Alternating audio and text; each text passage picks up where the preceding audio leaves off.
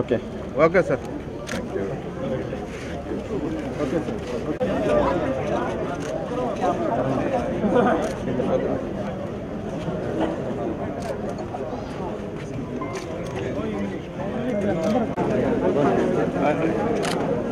Okay okay sir okay sir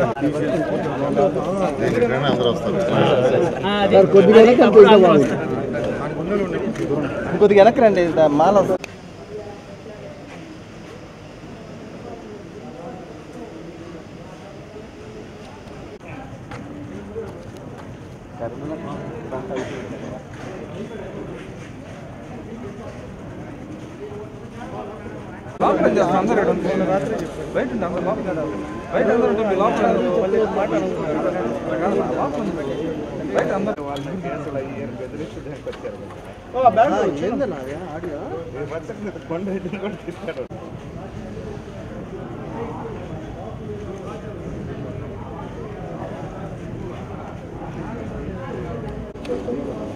అది కూడా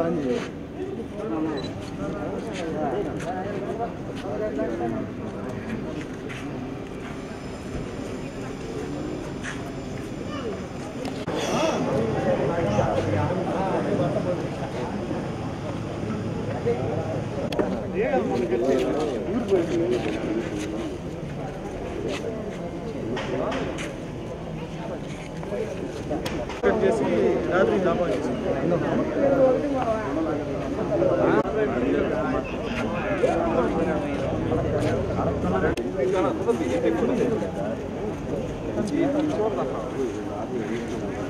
అస్తాన్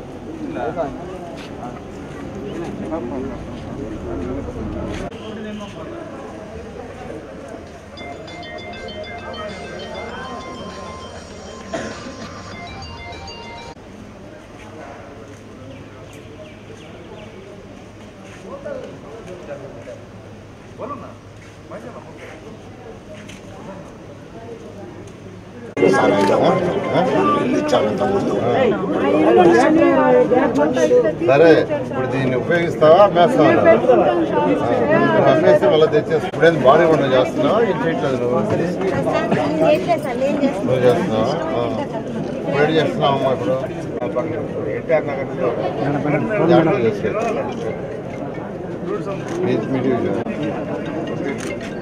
sir పెట్టున్నా నేను ఉంచుకుంటారా అంటే ఎక్కడ అమ్మేస్తారు అమ్మేదైతే ఉండదు సార్ మీ కస్టమర్లు మీదే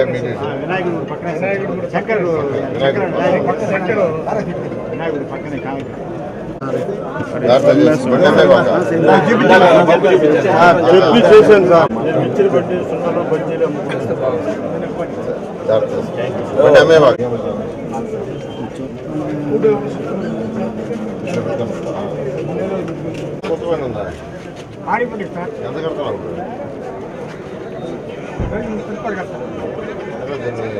వాడుకుంటావా అంటే అమ్మేస్తావా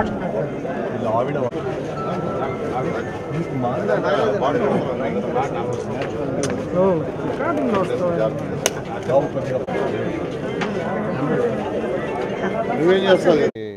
నమస్కారాలండి. ప్రత్యేకంగా నెల్లూరు ప్రజలందరికీ ప్రత్యేకంగా ధన్యవాదాలు. నా మీద ఎంతో నమ్మకంతో ఈరోజు నన్ను అత్యధిక మెజారిటీతో గెలిపించినందుకు వాళ్ళందరికీ మరొకసారి ప్రత్యేకంగా ధన్యవాదాలు తెలుపుతున్నాను. నా మీద ఏ నమ్మకం అయితే వాళ్ళు ఇంత మెజారిటీ ఇచ్చారో ఖచ్చితంగా వాళ్ళ నమ్మకాన్ని ఉమ్ము చేయకుండా ప్రజలకు చేయాల్సిన ప్రజాసేవ వర్క్లన్నీ కంప్లీట్గా పూర్తయ్యేటట్టుగా అన్ని విధాలా నేను ప్రయత్నిస్తానని మరొకసారి నెల్లూరు ప్రజలకు తెలియజేస్తున్నాను. అదేవిధంగా నేను వార్డులలో డోర్ టు డోర్ తిరిగాను. దాదాపు నెల్లూరులో 94,000 హౌసెస్ సుమారుగా ఉన్నాయి.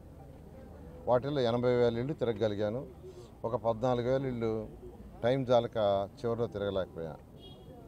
అయితే నేను ఈ యొక్క వార్డులలో బూతుల దగ్గర తిరిగినప్పుడు చాలామంది పేదలు నిరుపేదలు వాళ్ళ సమస్యలు చెప్పుకోవడం జరిగింది. వాటిని అన్నిటి కూడా నోట్ చేసాం ప్రభుత్వం వస్తే ఏం చేయాలనే దాంట్లో ఒక భాగంగా కొంతమంది యాక్చువల్గా ఈ తోపుడు బండ్ల మీద పండ్లు కూరగాయలు అమ్ముకునే వాళ్ళు ఉన్నారు. వాళ్ళు నన్ను అడిగింది ఏంటంటే, సార్ నెలకి కొందరైతే 1500 బాడుగ కడుతున్నాం, కొందరైతే 1200 కడుతున్నాం, కొందరు వచ్చి 900 కడుతున్నాం, 3 రకాలుగా చెప్పారు.